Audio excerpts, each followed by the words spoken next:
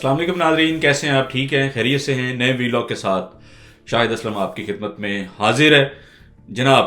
آج بڑی اہم ڈیولپمنٹس ہیں، آج تو بلکہ سارا دن جو ہے وہ آپ کو پتہ ہے بھرپور خبروں سے رہا، اور اب سوچ رہا ہوں کہ کون سی ظاہر خبر آپ سے شیئر کی جائے اور کون سی خبر آپ سے شیئر نہیں کر پاؤں گا اس ٹائم میں۔ تو کوئکلی 3-4 چیزوں پہ بات کرنی ہے، اور جس میں آج دوبارہ اجلاس بھی ہوا قومی اسمبلی کا، اسپیکر اور ڈپٹی اسپیکر کا انتخاب ہو گیا۔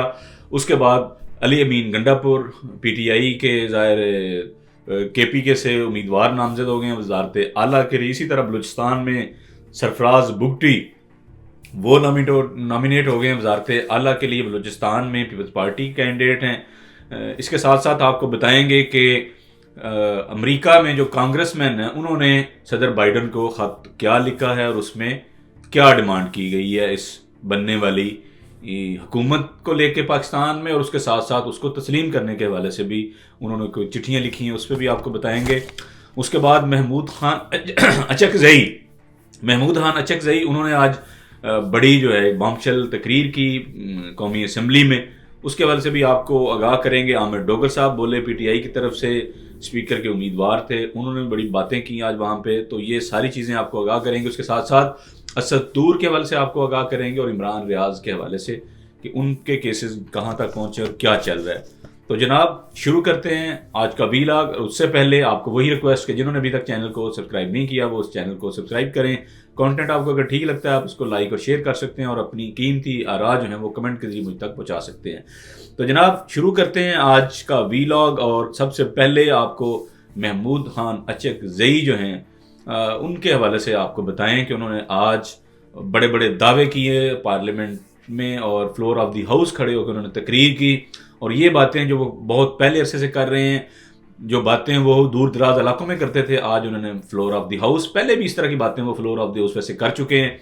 انہوں نے کہا کہ جناب اس الیکشن میں جرنیلوں نے جو ہے وہ اربوں روپے لیے ہیں بھتہ مافیا سے، سمگلروں سے، منشیات فروشوں سے، اور اس طرح کے جرائم میں جو ملوث افراد ہیں ان سے پیسے لیے ہیں، اربوں روپے انہوں نے لیا ہے اس الیکشن میں ان کو جتوانے کے لیے۔ یہ بہت بڑا دعویٰ ہے، پہلے بھی انہوں نے اس الیکشن کے بعد کئی دفعہ اس بات کو دہرایا ہے۔ آج انہوں نے پارلیمنٹ میں فلور آف دی ہاؤس اس بات کو دہرایا کہ بہت سے فوجی افسران جو ہیں انہوں نے اس الیکشن میں خاص کر کے بلوچستان میں لوگوں سے پیسے لیے ہیں، تو یہ کرمنل لوگوں سے، تو یہ بہت بڑا دعویٰ ہے، بہت بڑا الزام ہے۔ اس پہ پہلے بھی وہ جیسے میں نے کہا بات کرتے رہے ہیں، اس پہ انہوں نے کہا کہ آرمی چیف کو ایکشن لینا چاہیے، اور جتنے بھی ایسے لوگ اس طرح کے گھنونے کام میں ملوث تھے افسران، ان کو جو ہے وہ عہدے سے فارغ کریں، ان کے خلاف کارروائی کریں۔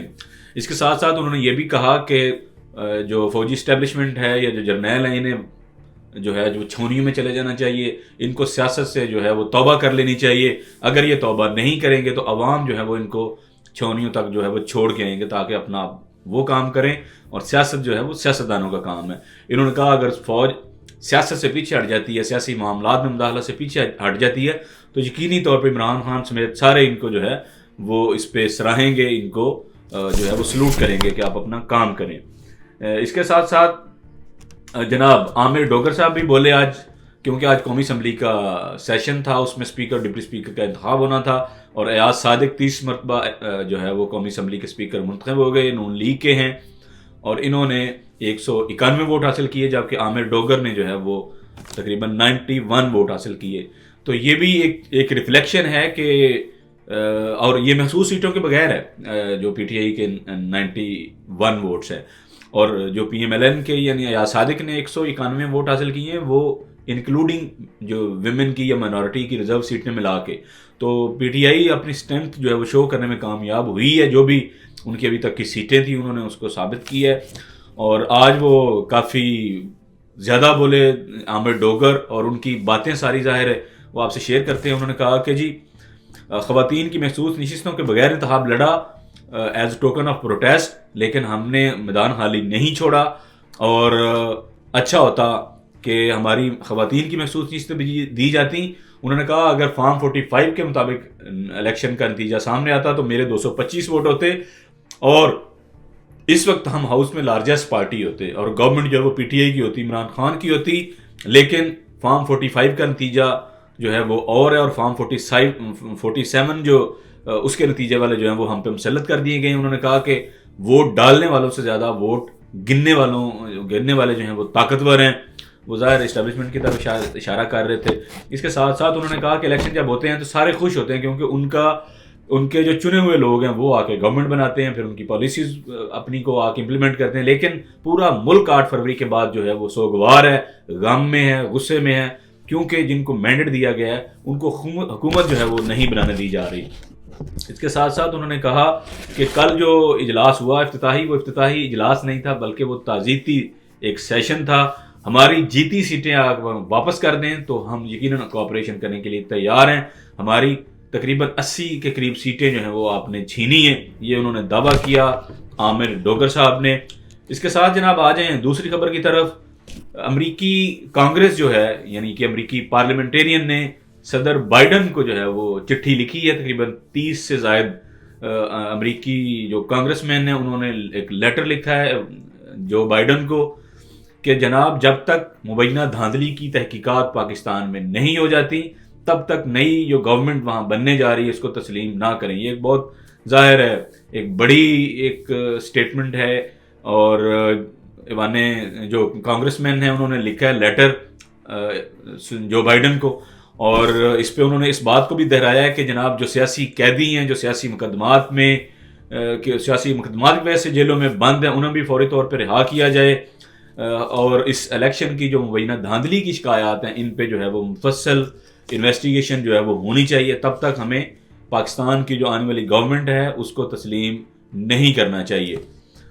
اس کے بعد جناب آپ کو بتائیں کہ سرفراز بگٹی بلوچستان کی وزارت اعلیٰ کے لیے نامینیٹ ہو گئے ہیں. ان کو جو ہے وہ امیدوار نامزد کر دی ہے پیپلز پارٹی میں. آپ کو پتا پیپلز پارٹی اور نون لیگ جوائنٹلی وہاں پہ گورنمنٹ بنانے جا رہے ہیں. سرفراز بگٹی صاحب بھی کیا قسمت ہے جناب, ہمیشہ ظاہر اسٹیبلشمنٹ کے قریب رہے ہیں, انہی کا یہ بڑا ایک پیارا پلیئر ہے. آپ کو پتہ ہے ایک لاسٹ ٹینیور میں یہ وہاں پہ وزیر داخلہ بھی رہے بلوچستان کے, پھر اس کے بعد سینیٹر بنے باپ پارٹی کی طرف سے. اس کے بعد ریسنٹلی ابھی یہ جب سینیٹر تھے تو نگران وزیر داخلہ بن گئے. جب نگران وزیر داخلہ بنے تو الیکشن آ گئے, ظاہر نگران کا کام یہ الیکشن کرانا. تو جناب الیکشن سے ہفتہ 10 دن پہلے استعفیٰ دیا نگران وزارت داخلہ سے, تو جناب جا کے صوبائی اسمبلی کا الیکشن کنٹیسٹ کر لیا. اب کیونکہ ظاہر گریٹر پلان یہی تھا کہ جناب اس طرح کے چہرے کو لانا ہے, تو بگٹی صاحب کے لیے جناب وہی ہوا کہ بگٹی صاحب جو ہیں وہ وزیر اعلیٰ نامینیٹ ہو گئے. یقیناً ظاہر بن بھی جائیں گے, دونوں پارٹیوں کی وہاں پہ میجورٹی ہے. جی تو دوسری طرف آپ کو اپڈیٹ کریں کہ پی کے سے وہاں پہ آج جو ہے وہ منتخب ہو گئے ہیں وزیر اعلیٰ, اور علی امین گنڈا پور کو جو ہے وہ نامینیٹ کیا ہوا تھا پی ٹی آئی نے, عمران خان صاحب نے, اور آج انہوں نے جو ہے وہ وہاں پہ ان کا جب الیکشن ہوا تو وہ ظاہر بآسانی وزیر اعلیٰ منتخب ہو گئے. اور اس کے بعد انہوں نے ایک بڑی دھواں دار قسم کی تقریر کی, بڑی جذباتی تقریر کی علی امین گنڈا پور صاحب نے, اور اس میں انہوں نے اس بات کے عزم کا اعادہ بھی کیا کہ جو ان کے لیڈر عمران خان نے وہ بھی اس بات کو دہرا چکے ہیں, تو وہ بھی یہ بات کریں گے کہ 9 مئی کا ہم پہ جو ہے وہ بہت زیادہ گند اچھالا جاتا ہے. تو 9 مئی کی وہ کہہ رہے تھے کہ چیف جسٹس آف پاکستان کو ہم درخواست کریں گے کہ 9 مئی کی انڈیپینڈنٹ ایک جوڈیشل انکوائری کروائی جائے, اور اگر کسی کے خلاف کوئی ثبوت ہیں تو ان کو بے شک آپ سزا دیں, لیکن اس چیز کو بھی دیکھا جائے کہ 9 مئی کا بینیفیشری کون ہے, فائدہ کس کو ہوا. تو یہ ان ساری چیزوں کو اس سارے معاملے سے آگے بڑھنے کا ایک ہی طریقہ ہے کہ اس کی جوڈیشل جو ہے وہ آزادانہ اور منصفانہ تحقیقات کی جائیں. یہ ایک بہت بڑی سٹیٹمنٹ ہے جو کہ وزیر اعلیٰ کے پی کے ان کی طرف سے آئی ہے. اس کے ساتھ ساتھ علی امین گنڈا پور صاحب نے کہا کہ جتنے بھی سیاسی مقدمات ہیں, جعلی مقدمات ہیں کے پی کے میں, وہ تمام کے خلاف جو ہے وہ ختم کر دیے جائیں. متعلقہ حکام کو انہوں نے وارن کیا, انہوں نے کہا کہ 1 ہفتے کے اندر اندر وہ تمام جعلی مقدمات, سیاسی مقدمات ختم کر دیں, وگرنہ 1 ہفتے کے بعد جو ہے یہ وہ کہہ رہے تھے کہ میں آپ کو اصلاح کا موقع دے رہا ہوں.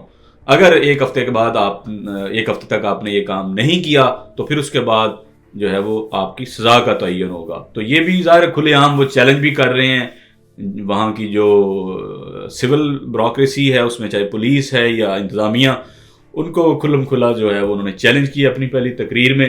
اس کے بعد انہوں نے کہا کہ دہشت گردی ظاہر ایک بہت بڑا مسئلہ ہے اور اس سے نمٹنے کے لیے ہمیں کام کرنا ہوگا. اور بیوروکریسی کو مخاطب کرتے ہوئے انہوں نے اور بھی 2-4 چیزیں کہیں. انہوں نے کہا کہ اگر کسی نے جو ہے وہ میرٹ پہ کام نہیں کرنا، کسی نے یہ جعلی مقدمات وغیرہ ختم نہیں کرنے، یا بیوروکریسی یا جو پولیس ہے انہوں نے ہماری ڈائریکشن کے مطابق کام نہیں کرنا، تو پھر اٹک کے اس پار چلے جائیں. تو یہ آج بڑا ایک جذباتی خطاب بھی تھا اور بڑا ایک آپ کہہ لیں کہ ایک للکارنے والا خطاب بھی تھا، جو کہ انتظامیہ کے لیے تھا اور پولیس کے لیے تھا. ان کو اچھا خاصا انہوں نے آڑے ہاتھوں لیا اور اپنی جو انہوں نے ڈائریکشن ہے وہ بنیادی طور پہ دے دی ہے. اور اس بات کا بھی تھوڑا سا اشارہ ملتا ہے کہ کے پی کے میں آئندہ آنے والے دنوں میں کیا ہونے جا رہا ہے اور کیا جو پی ٹی آئی کی اسٹریٹجی وہاں سے ہوگی. اس کے ساتھ ساتھ جناب آپ کو بتائیں، اب آ جاتے ہیں اسد طور اور عمران ریاض صاحب کے حوالے سے. اسد طور، میری تھوڑی دیر پہلے بات ہوئی ایمان مزاری صاحبہ سے جو کہ وکیل بھی ہیں اسد طور صاحب کی. انہوں نے کہا کہ جی آج ہم نے کورٹ میں گئے آج ہم، اور کورٹ کو ہم نے مطلع کیا کہ کیا صورتحال اسد طور کی، اور وہ ہنگر سٹرائک پہ ہے، اس کی حالت جو ہے وہ دن بدن جو ہے وہ بگڑ رہی ہے، تو آپ کائنڈلی ان کے میڈیکل چیک اپ کی جو ہے وہ الاؤ کریں.